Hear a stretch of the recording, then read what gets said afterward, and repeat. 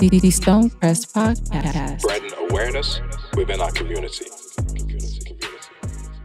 Hello, welcome to another episode of the Stonecrest Podcast. And as you know, we're doing our DeKalb CEO election series. So thank you so much for tuning back in. And as always, I try my best to not introduce someone because no one can introduce themselves like themselves. So today I present to some and introduce to others, Commissioner Larry Johnson. Thank you for being here today. Oh, it's a pleasure, an honor, and just glad to be here. I'm happy that you're happy to be here. Tell the people a little bit about yourselves for those who don't know you in the Stonecrest area. Yes, ma'am. I'm Larry Johnson. I'm the longest serving county commissioner, African American. I represent the Southwest DeKalb area. My high schools are Southwest DeKalb, Columbia, Towers, McNair, Cedar Grove. I represent the Atlanta and DeKalb portion from Candler Park. In Atlanta and DeKalb all the way to Eastlake, Edgewood, Kirkwood, 155,000 residents. It's bigger than Rockdale and Newton County put together. It's a very established blue-collar part of DeKalb, and I've been doing a great job. I got a master's in public health, and I'm here to serve and connect the unconnected and serve the underserved, and we've been doing it ever since. Well then, as I said, I could not have done that nearly as well as you just did.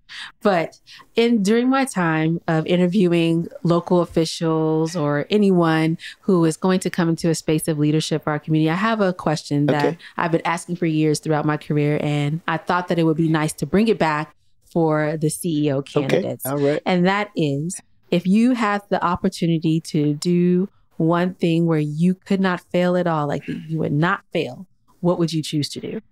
Oh, that's a good question.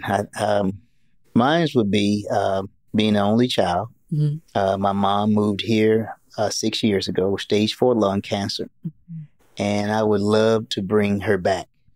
And I would love to be, I just lost my granny last year, 91 years old, but I had the chance to spend a couple of weeks with her, and I had to do a video before she passed. And so I got the video I have forever. But I would love to bring them back to see their only son, first grandchild, and to see me rise up to be the CEO of DeKalb County. No, I love that. I love that. And that, you know what that says how much you appreciate family, right? Oh, I love family. I mean, I wouldn't be nowhere without family. My grandmother taught me a long time ago, say all birds got to come down to eat. No matter how high you think you get, you need to stay connected to the people. I didn't understand it at first. When we were little, she'd tell us all these things, but as you get older and assume responsibility and leadership, you understand that nobody should be counted out. No one should be counted out. Yeah. So I appreciate that. That makes a lot of sense. So no one should be counted out. Mm-hmm. So that means that everyone has the opportunity to know what's going on. Right. So I would like to know a little bit about what you feel about your transparency in the CEO role, and how would you go about making sure that you're as transparent and reaching as many constituents as possible? Well, I would do like I've done in my district. We established walking town hall meetings. I made walking official exercise for the whole county. And then we went out to the community. Instead of me going into a building and sitting down in the cafeteria, I said, let me come out and connect with you, but also exercise, but also find out where the issues are. And I brought department heads with me, and we walked the streets. So we felt connected to the people. And that's the type of leader you get. I'll do more. I'm coming to Stonecrest. I'm going to Perimeter. I'm going to go to Plaza La Fiesta. I'm going to South DeKalb Mall. I'm going to go around and make sure our county services are with me so people can ask questions on the people who impact them day to day, which is the departments, department heads from sanitation to dealing with roads and drainage to public safety. Part of being connected, you got to be out in the community. I can't govern behind a desk. You will see me out there on the streets making a difference each and every day. I mean, I just left a second grade class, and I know they can't vote for me, but it's very important that they understand and talk to somebody in my position, because I want them to be this. And I want them to connect with me. I want them to feel like when they not only see me on TV, but they're connected to me. And so I'll bring that type of connectedness that I've done with that certain flavor in my district. I want to do it all over the county. I like that. I like the can't govern from behind a desk. No. That was pretty good. You can't do it. You know what? Tagline. But nonetheless. Ding, ding, ding, ding. Right. Listen, do you want someone who governs from behind the desk? Or do you want me, Larry Johnson? LJ all the way. No. Yeah, okay. I feel it. I see it already. The whole, on YouTube when I'm just trying to watch my favorite video and here you come tell me you're going to walk with me. Okay, that's right. Blow the whistle. All right. So I can't whistle for anything. So that's all anyone's going to get. That was in my hip hop, too short. And I'm from California, so you already knew. Okay. I can't get too hyphy in the chair or anything. And plus, I'm Los Angeles before I'm the Bay Area, but nonetheless, too short represents it all. Okay. But moving on. So now that I know you like to have fun, just a tiny little bit, and you listen to the people, because who can listen to Too Short and not listen to the people? Right. Right? So do you have any examples of when a constituent or a constituent issue has come up in your district that you were actually able to achieve and get that work done? Yes, it's so many things, because the beauty about being a county commissioner, you where the rubber meets the road. Every day was a different day for me. I mean, I go from working with Miss Bugs, who I put a nice little lake that we named after our fallen officer called Barker Bryan Lake off Campbell and McAfee, and her house is right along the lake, and she'd come over and call me about them geese and how to get the geese out the neighborhood. I said, Miss Bugs, they don't have a mayor. I don't know how to do it. But we'll try to see what we can do to do it. But then you'll go to an area that's dealing with extended stay hotels, where I got generations of families who are trying to break out and find a place to go, but they have no place to go because they're unbankable. They got certain circumstances that are beyond them, that causes them to be in that situation, and bringing them food, bringing them toys, bringing them clothes. And so that's the variety of the constituents. Or you have folks that just want to know about where their tax dollars are going. And so you get all of those things in between. So I can go from Macy's to Rose's to the gas station to the flea market, but you have to be able to maneuver and connect with those folks at each part of your where you are. Understood. So the young lady with the geese, were you able to help her with her geese issue? No, I gave her some environmentally sound ways that she can do it. And she just started walking around the lake. She kept walking around the lake. I mean, she walked until, 2 weeks ago, she's suffering early Alzheimer's. So I went to go see her. But I finally put sidewalks in there that can lead to the lake.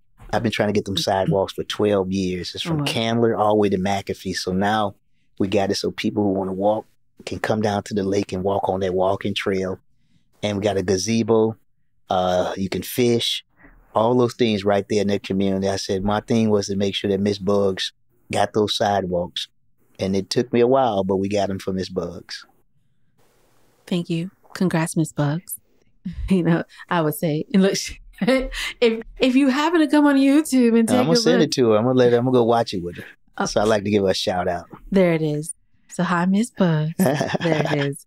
So the next thing that I kind of want to bring up for us and bring to your attention is having relationships, which obviously you kind of mentioned, right? You obviously know Miss Bugs very intimately, right? You're trying to have relationships with your constituents and understanding what's going on with the extended stay folks.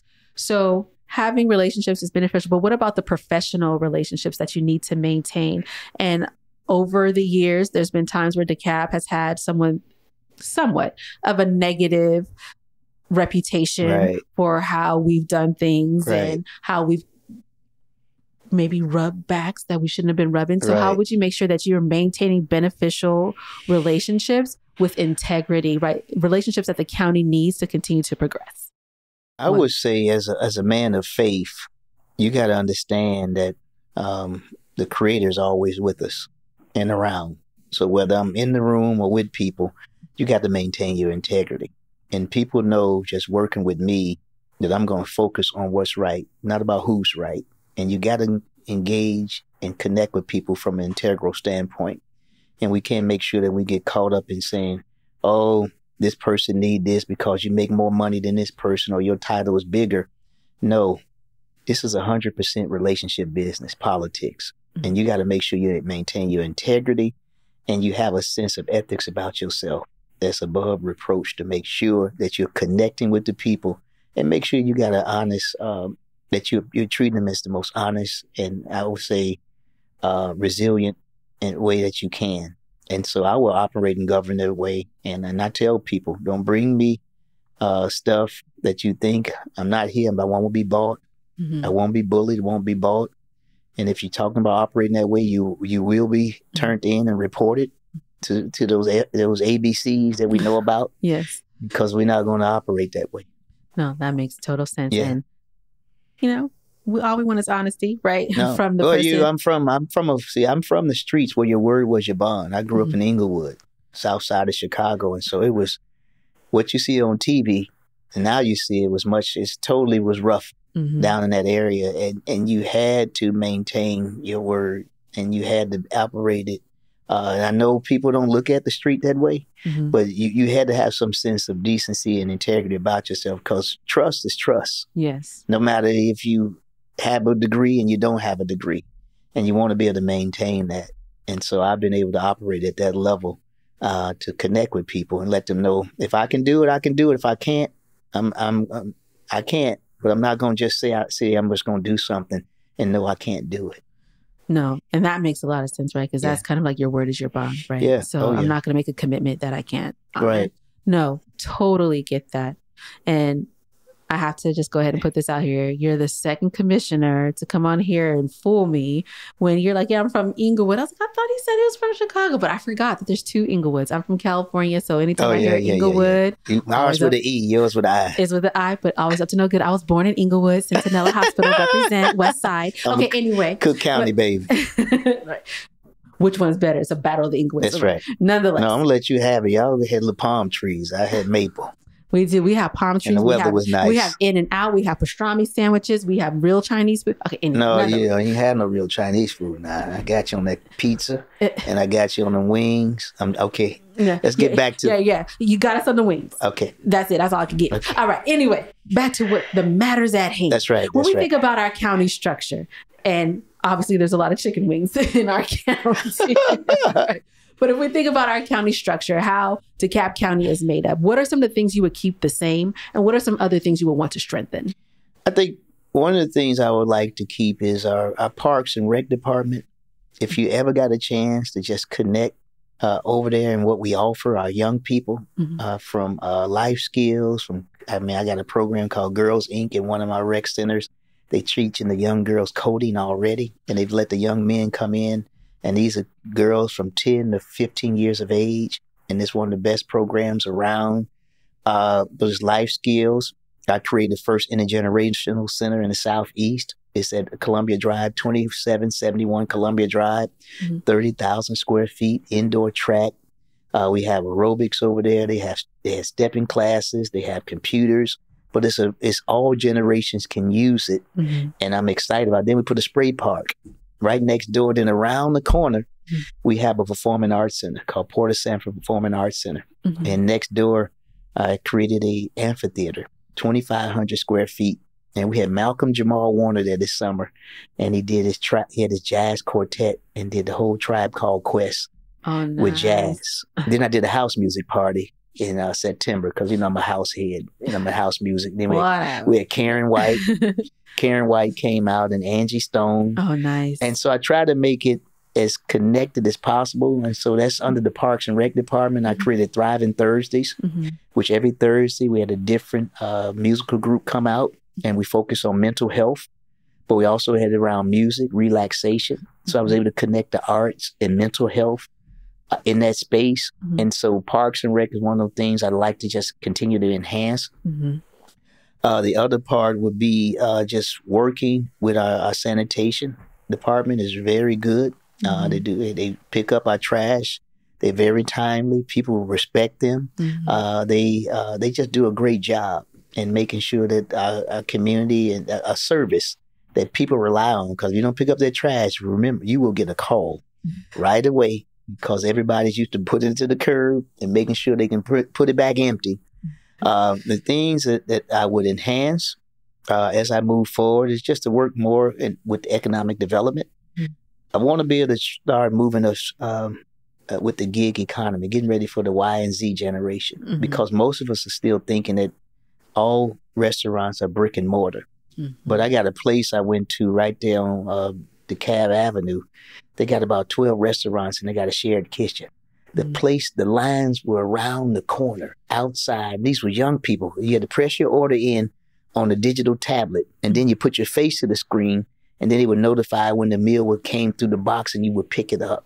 Is this in DeKalb County? Yeah, right there by Avondale train station. I suddenly feel very hungry. Yeah. It was amazing, and they ran out of food when I got there. So 6 o'clock, they got about 6 or 7 restaurants, but I know I would be back. I'm go early. But nobody was complaining about I had to have a standalone restaurant. And that's the difference between my generation and other generations. But how do you connect the dots and still give people good service and let them have the food choices that they want, from healthy to whatever they want, from wings, but they have those choices, and you have all these folks, and then you save space at the same time. So I will focus a lot on economic development and jobs. From a restaurant standpoint.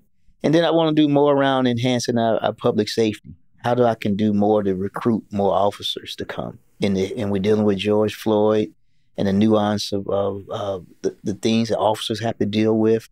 There's not a lot of folks who are running to be an officer these days. And the respect factor is not how it used to be. When a police officer came to your neighborhood, even though when I stayed in the hood, everybody straightened up and you said, yes, sir, no, sir. And it's not like that anymore. But how can we recruit more young people to be police officers and women to get into the field and make it happen? So I will be a cheerleader and work around enhancing those things and then strengthening the things that we have, because through, for me, I'm a capacity builder. I build from the inside out. I'm an asset builder. I'm looking for the glass half full, not on what it half empty. And so when I come to the table, I'm looking at what you bring already and how can I build on that? Because as an elected and as your CEO, my job is to be a catalyst and a convener. The old saying was, you give them a fish to eat for a day, you teach them how to fish to eat for a lifetime. But if you don't have access to the stream, you can have all the degrees you want to. My job is to help create access to the stream. You might have said the thing I like the most already after we spent some time together, because I'm going to admit, we still had some technical issues. So Mr. Johnson has had to deal with, me in my home for longer than he should have to. But that part, teach a man to fish and he'll eat forever. But if he doesn't have access to the stream, what is that skill doing for him? Represent. Go ahead and give me a chill on the day. No, I appreciate that. No, that's just real life. That's how I got to where I am. I didn't get here coming from 2 teenage parents, through the crack epidemic, through the gangs, disciples, Arukans, without people believing in me. Because in the old days, when they were getting ready to fight, they said, no, you need to go over there because we see something in you. We don't want you going to this fight. Now they'll take you with them to the fight. And you can wind up either somebody dead and all that. But having those folks who believed in me, they looked at the good part in me. They didn't look at my dad wasn't doing much. My mom was a CNA. Granny was a ring box maker. My grandfather was a 6th grade education construction worker. It was about what we see in Larry. And so I got to be able to pass that along. That's why I can't throw anybody away. That's why I don't put people in these boxes and categorize them. I think everybody has a chance to make it happen. If he did it for me, he will do it for you. And you know who he is. Amen. We better know who he is. Right? But even though I recently learned there's a lot, because, I always felt like in our community, we all believed in something, even if some people will step away and say, like, I don't necessarily believe in Christianity, Muslim and stuff like that. But I've recently come to learn there is a broad breadth of atheists in the Black community. So, much. But the principles for me, JESUS. But that's me. But the principles are still the same. Principles must always be the same. If you give, it'll be given to you. If you treat people with respect, you'll get it back. Same. That's universal through all, whether you're atheist or agnostic, Buddhist, Hindu, Muslim, Christian, Jew. All of those things they part of all of what we do. That's human nature. That's what I was about to say. The common denominator of humanity. Yes. Treat others the way you want to be treated, and just respect everyone. That's right. I like that you're an optimist. Yes. So I would love to get your optimistic view on what do you think is the worst thing, the biggest problem that we have in DeKalb County, and how you would go about tackling it. I think, I don't know if it's necessarily a material. I would think more like a mindset shift. Mm. How do we, from looking at the apathy and just focusing on how do we be more proactive? We don't have to wait for somebody to come in our community to invest when we have all the talent and abilities and gifts right now to make that investment and make it happen. Mm-hmm. But do we have the capacity to move forward? And I think that's part of my charge as a person who's come through tough times, who everybody said couldn't make it, but bust through the system from welfare to WIC, all those things my wife and I came through, and saying that we took the worst situation we can be in and we transformed those situations, and now had almost 3 doctors in the family, 2 masters, a daughter who finished college. But just breaking that mindset, and it's called the core belief system. How do we break through that and bring more people along? That's what I've been able to do in District 3, because we had no sidewalks. And basically, I was a tie-breaking vote for South DeKalb. Oh, wow. Because if you look at 2003 on, that's when the sidewalks started coming in Stonecrest, unincorporated Lithonia, South DeKalb, because we wasn't doing sidewalks. We started buying up green space. That's why you see Arabian Mountain as big as it is now, because we put money and invested in Arabian Mountain to preserve green space. Before everybody talking about being green, all those things were in motion, buying parks and recreation spaces for people.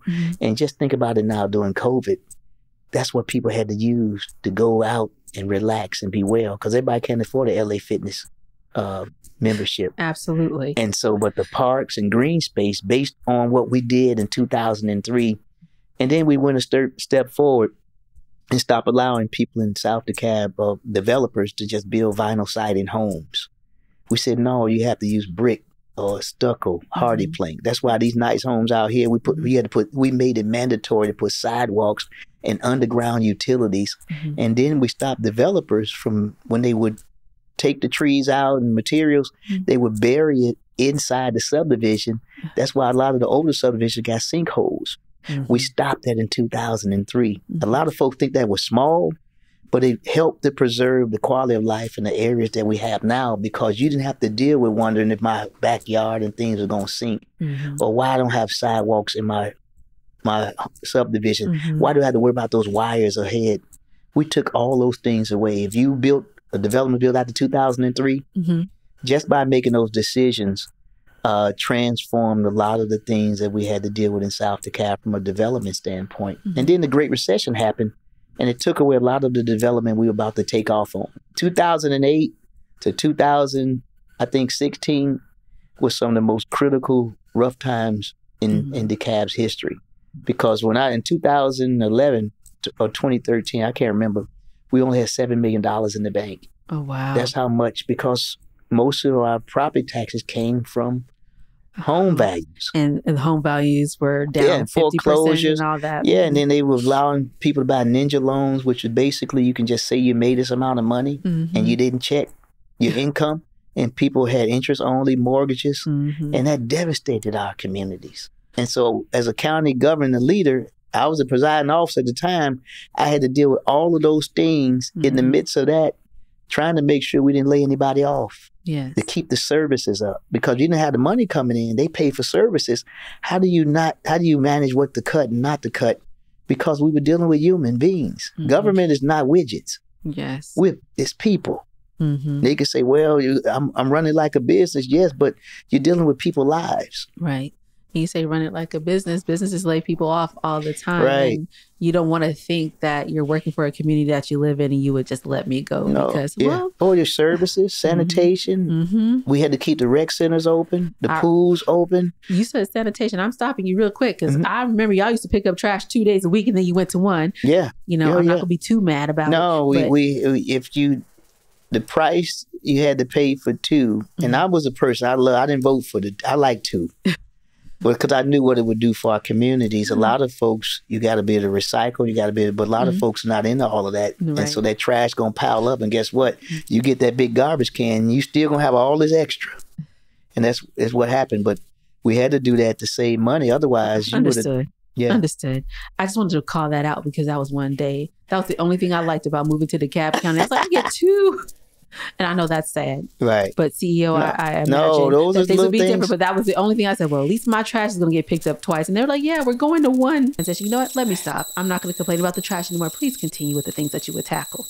No, I think that would be it, working on trying to just connect us and understand what the county offered. I'd like to do a DeKalb 101 class. We open up for civic engagement involvement because you don't get a lot of that in the schools. So you can really understand your government. And we'll do it by Zoom as well as in person to make sure I had different departments out. But I wanted them to understand where your tax dollars go and how your money is spent. How do we divide up the pie? How do you make decisions on, am I going to do more over here and less over here? How do those decisions are made so people can understand from the very beginning on how their government is run? And I just want to, because you can't take it for granted that everybody knows. And so how do we start off with the basic education? So I'm going to start some of those classes around DeKalb 101 in all of our municipalities and whoever want to be a part, so you can know how your government works and so you can talk to them directly and talk to me. I love that. And I know one thing that the Stonecrestians, I don't know what we call ourselves, Stonecrestians, Stonecresters, whatever, people who live in my city, right? If we were to come to something like that, I think we would want to understand more about the public safety aspect since we have this liaison relationship with you guys, because I could tell you we feel underserved in that particular aspect. I know you mentioned public safety is something that you would want to strengthen, but we definitely feel really sad around these parts with how that relationship is going, with how much money theoretically the city is paying. So we would really love to see. Good. And I started something in my area because we had some of the same feelings called police meetups. And where I would bring the police officers out doing roll call. All of them would come out and connect with the neighbors. Neighbors brought snacks and water and all of that they get ready to go back on their route. But I kept the officers who patrol that area to stay so you can talk to them directly and get connected with them so you can see how we can be better able to serve. But we also add more community service aides. Those are the folks who can help with traffic, who can help with minor things that are going on. So you can see more cops patrol your area. And we're now up to I think 12 community service aides. They got the nice cars, they're visible. But it allows those officers to deal with more demand calls in your area. And it allows that community service aides for you to connect with them as well. So it creates more visibility in our community. So quick question about the community service aid. Do they service car accidents? They help with a lot of those facets, dealing with that and help those mitigate what you would call. And no, a car accident is not minor to a person that's in it, but that can help an officer who may come to a burglary or a robbery in progress, as opposed to that officer now had to deal with the robbery, the burglary, and the car. And then you got to worry about somebody directing the traffic. So who's going to direct the traffic while the officer's trying to get it between the two people that was hit? But now the service aide can help with that because you have a shortage. A lot of folks are not going into policing like it used to be. And I've been the ones who wanted to make sure we got paid the best salary. And I'm going to continue to do that. But you got to have the intangibles. What about housing? What about helping with college reimbursement? You got to find those things that help recruit those officers to come to your area. And you got to go out there and go get them. And so you do definitely have to have a broader scope for recruitment these days. Oh, yeah. For almost every career. Right. So, but definitely for public safety is one of the biggest ones. So I just thought, I was trying to look out for my Stonecrest, you got to do it, neighbors. And you have a commissioner who understands or CEO who understands to get that type of work done. Because remember, your home is you want to be a peace of mind. This is where you come to rest, relax, and want to be peaceful. If you got to feel like you're threatened or feel like somebody's going to come in my home, knock my door down, that's not a good feeling. It's not. And so, I'm with you. I came from an environment where we had my area had 800 homicides. So I grew up in that. And so to come here is like, okay, I got to make sure it's peaceful and it's sound. And I got to make sure we're visible. That's why we got to use technology too. Drones got to come into play. You know, I've just created a program in my part of DeKalb Unincorporated where I now you can get the flock camera, but if you're HOA, you pay 50%, we match it. Okay. So that gives you that additional line of coverage. But now we're meeting you halfway because maybe everybody couldn't afford to pay for it. Yeah. But now we're paying 50% of the cost. Yeah. The other part is I'm putting more of those security, those blue lights in the parks. So we have those blue light security things in the parks. Then I put additional money towards graffiti removal. And so those type of things that people think are small, but I think are big, I'm going to continue to do that as your CEO. No, it makes a lot of sense. You know, sometimes what they say, the devil's in the details, is making those differences. So you've done a lot. And you said that you are our longest standing commissioner in DeKalb County. Yes, ma'am. So that means that you've had a breadth of a career. What is the most difficult thing that you've had to accomplish or that you've done so far? What is the most challenging thing in your career? I think just trying to get heavy rail to South DeKalb, because when we first started this journey, Marta said it was affordable, we can do it. And as they kept waiting and studies, you know, you study long, you study wrong. Because if you do it like we did in other parts, they built it without studies.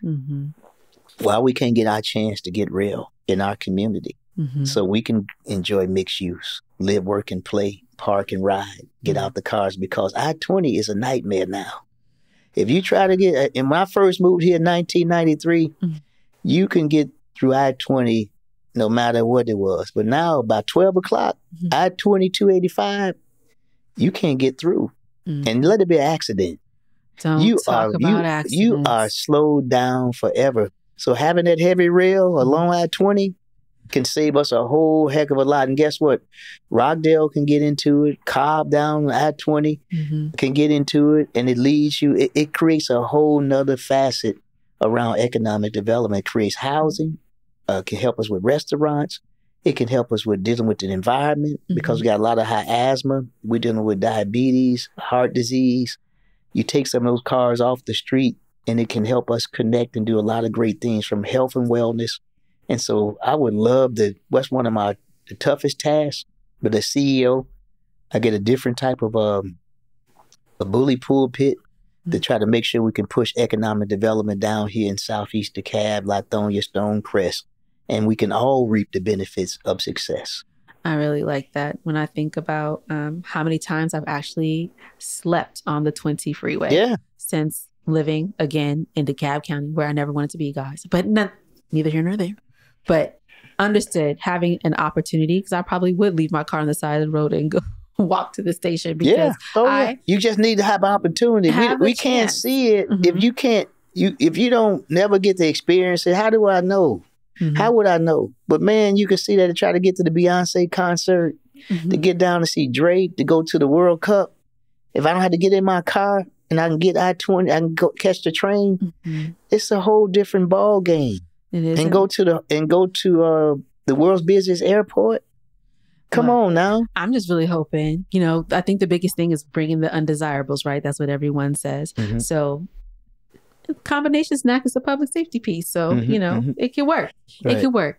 So we got your difficult challenge and all of that. And you've been a longstanding commissioner, but that doesn't mean that you have gained the experience and education that some people deem worthy for you to move into the role of CEO. So I would like for you to take a moment to tell us why and how and what you have that says, just because you're a commissioner, that's all good.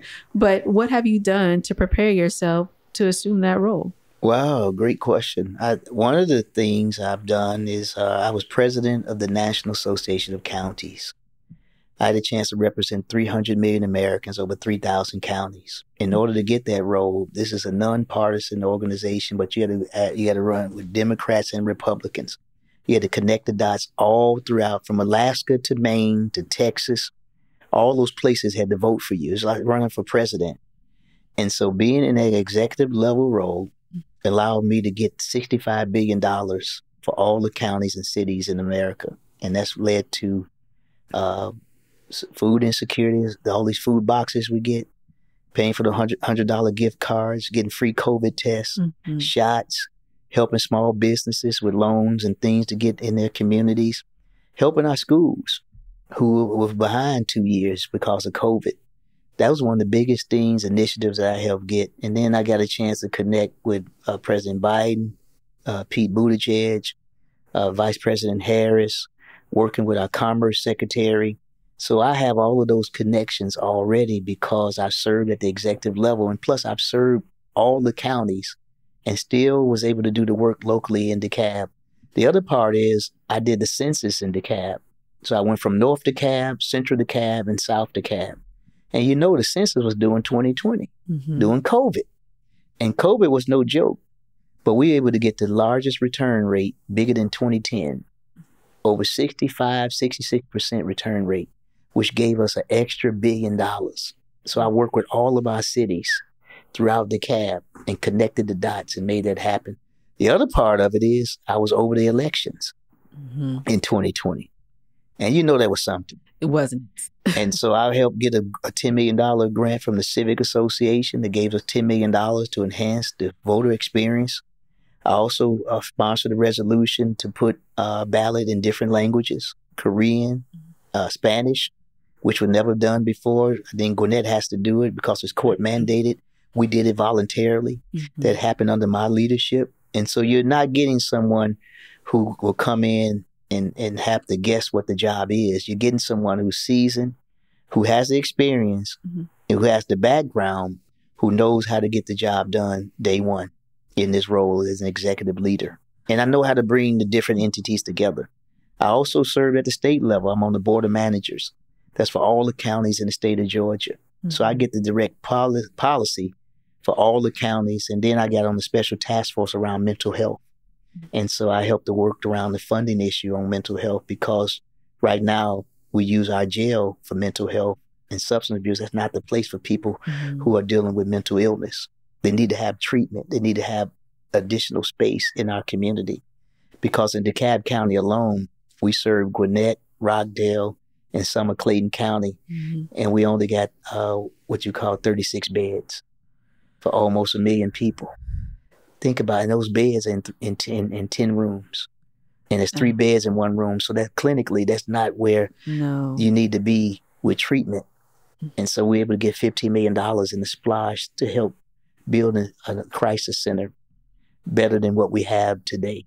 So you're getting somebody who understands public health, mental health, but also understands government and economic development. I like that because I think that is something that we don't talk about a lot in our community. I know all the time people say, well, I need to stop doing this because I need to preserve my mental health. And that's used kind of callously. Yeah. But having the true opportunity for those of us who are willing to do harm to themselves or others, right? Or who, to your point, suffering from abuse, substance abuse particularly, where I have an intimate relationship, not personally, but with members of my family who are close to me who struggle with that. And there hasn't been a lot of help for them outside of going in and out of the system. So that resonates very, very well with me.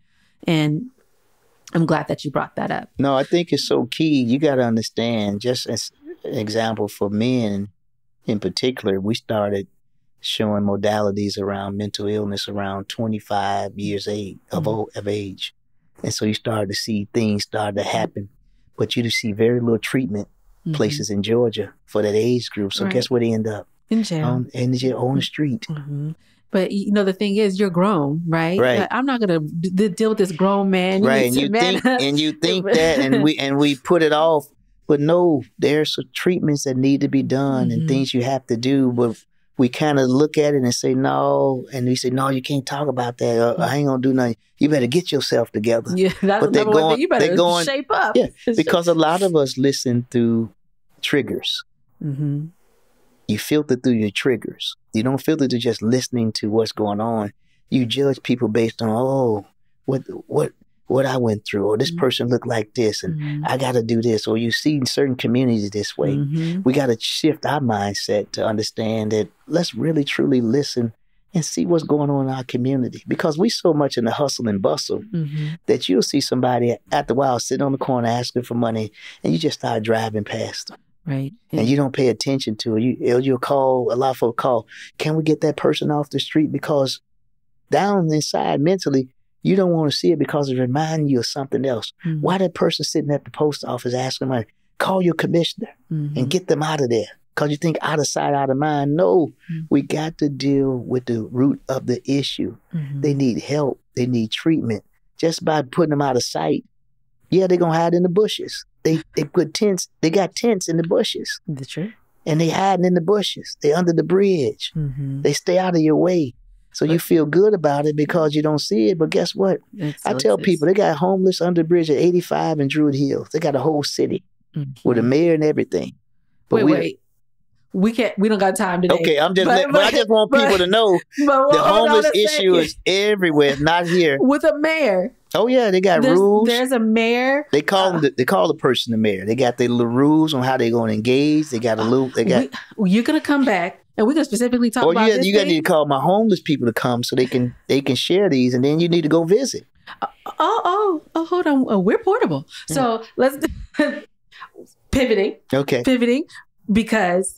That is very interesting because to your point of out of sight, out of mind, I don't know if it's to your point, and that was convicting, right? To say that we want them to be gone because we want to feel better about our own life experience or it makes us feel better about our quality of life, but they still are experiencing homelessness. Yeah. They're still cold at night. They're still hungry. Oh yeah, they people. Every single day. But then you have the other people like, are they really? Because you hear about so many people who try to scam you. Like you hear every single day. But that's how we try to operate. Think everybody's like that. So that's how you kind of dismiss it.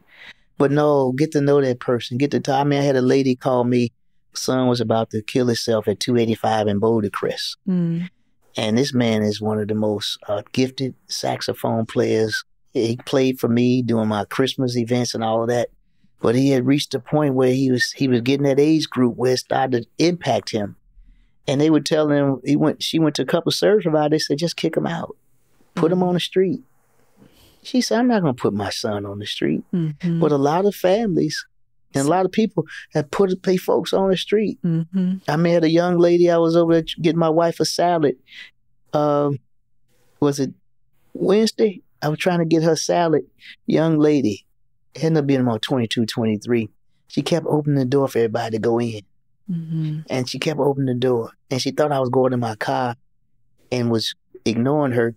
She was talking so low, but she had like a crying frown on her face. And she had no teeth in the front. She said, please, please. And it was cold. It was raining. It was raining out there. She said, please. She opened the door to the place to get the salad. She said, please, please, help me, help me, help me. I said, I only got $5. You need that? She took the $5 and went over to the Waffle House and got us something to eat. Think about it. I mean, this lady wasn't over 24, 25 years old. So you can imagine it was drugs, might have got abused. Where you living? What you doing? What happened? But we don't spend that time because we doing this. And if you see it too much, you won't call your elected official to get it off the street. Look, I didn't even know that I had that option.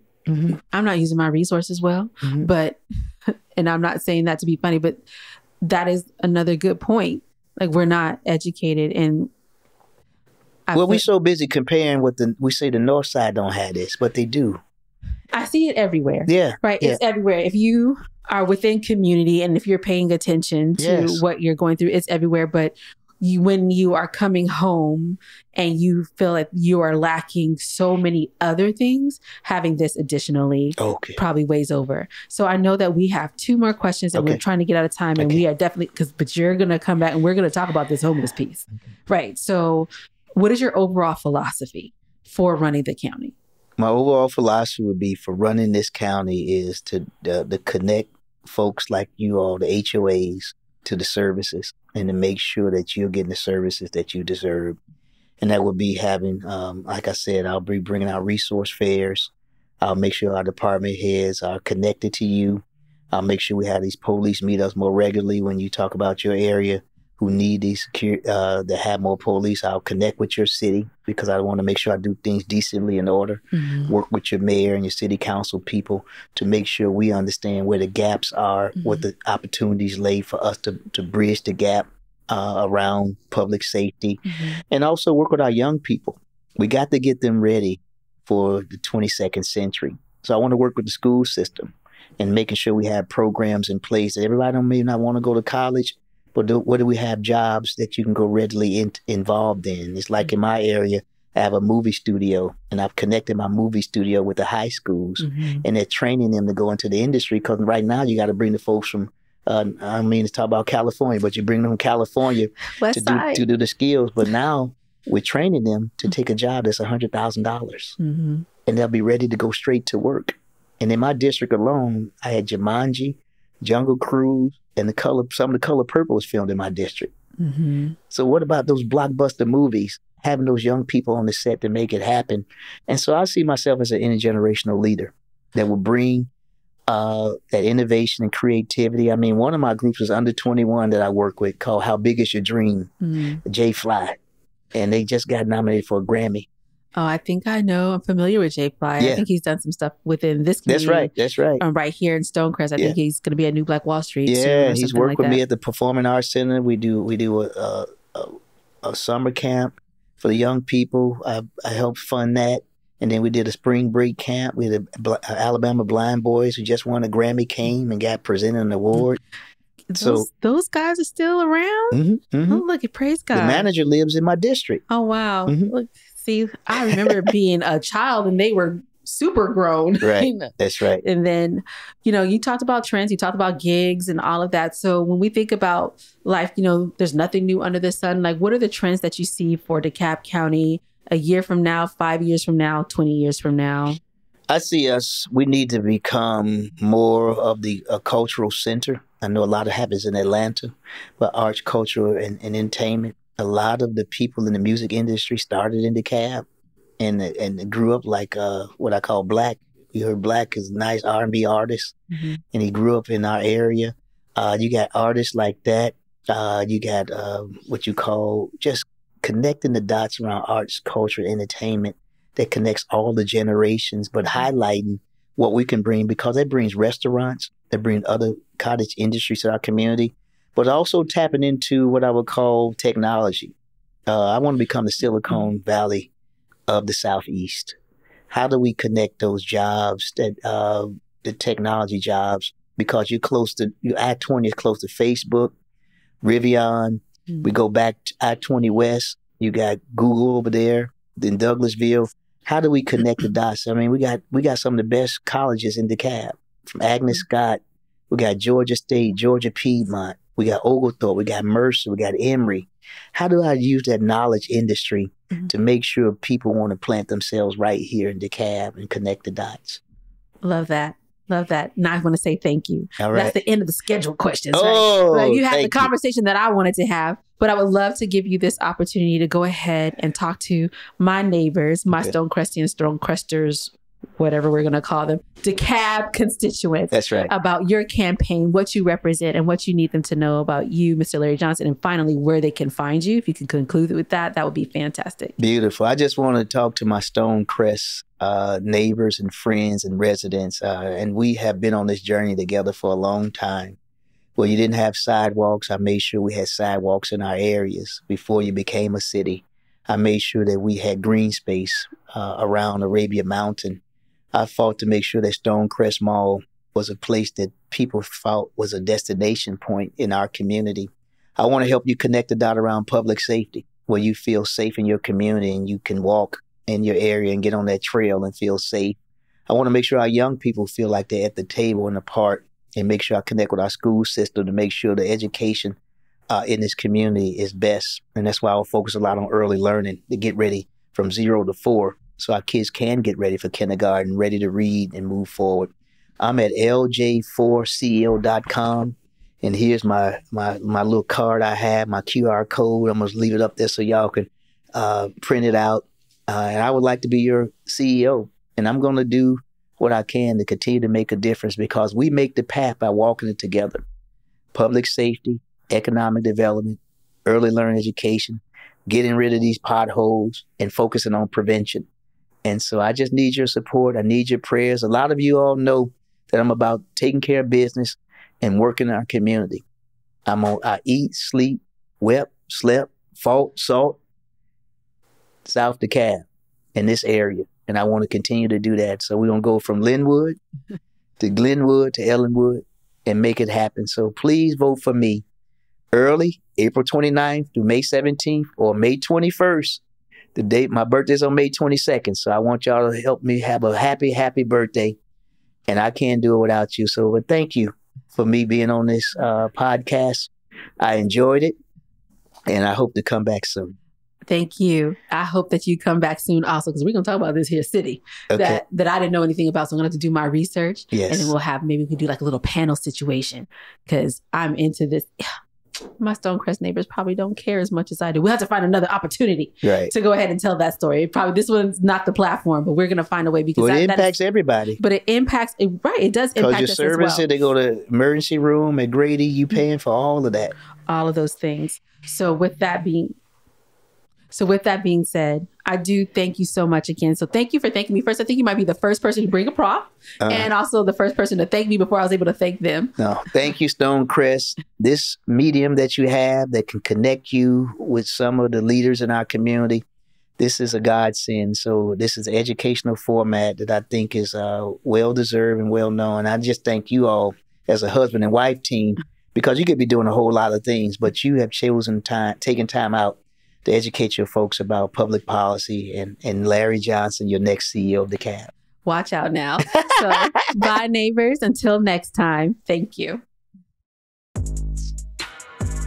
The Stonecrest Podcast. Spreading awareness within our community.